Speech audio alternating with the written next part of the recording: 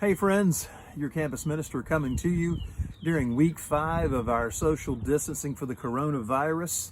I'm at home still and looking a little rough. Hopefully some of you are doing a little better wherever you are, whether you're on campus or at home. Just know that I miss you guys, praying for you.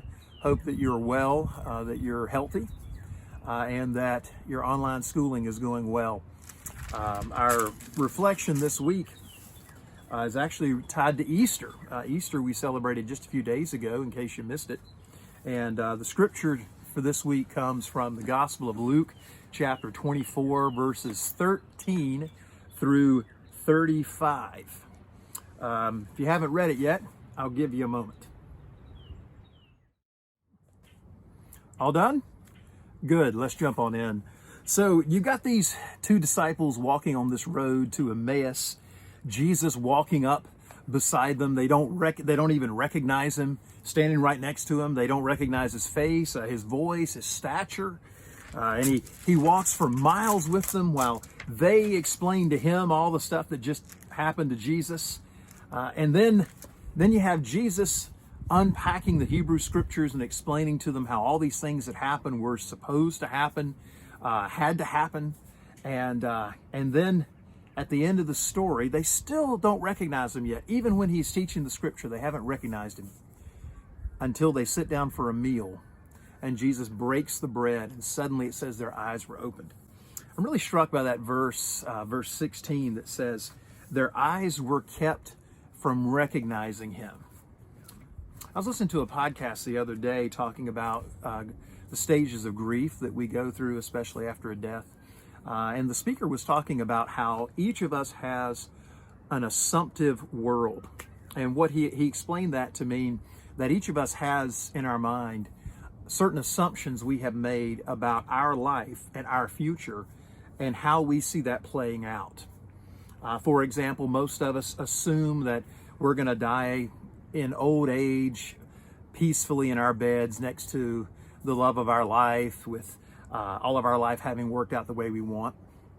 And as a part of this assumptive world are all the dreams and hopes and plans that we have made for our future and for the people and how we see our life with the people that we love. And he went on to say how death disrupts our assumptive world. And so we end up not just grieving the person who died, but we end up grieving the future hopes and plans and the things we dreamed about with this person along with it.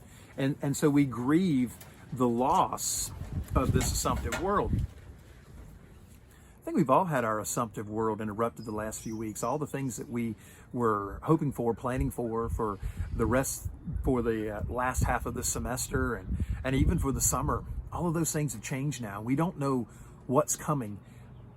Those disciples were certainly grieving the loss of everything they had hoped for.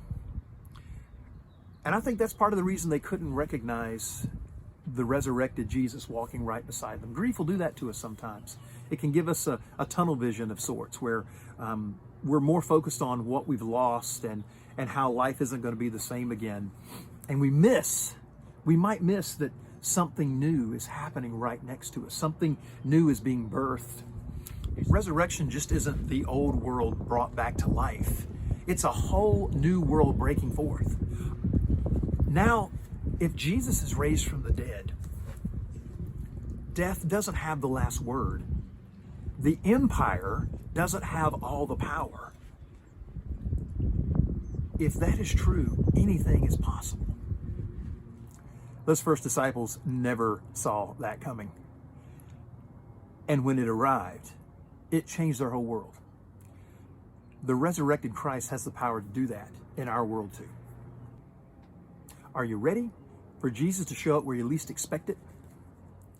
Even now, in the midst of this coronavirus, in the midst of our social isolation, in the midst of having to take online classes, in the midst of seeing our plans get changed, in the midst of not knowing what's coming down the road, Jesus might be walking right beside us and we haven't yet recognized him. Are you ready to be surprised? I know I am.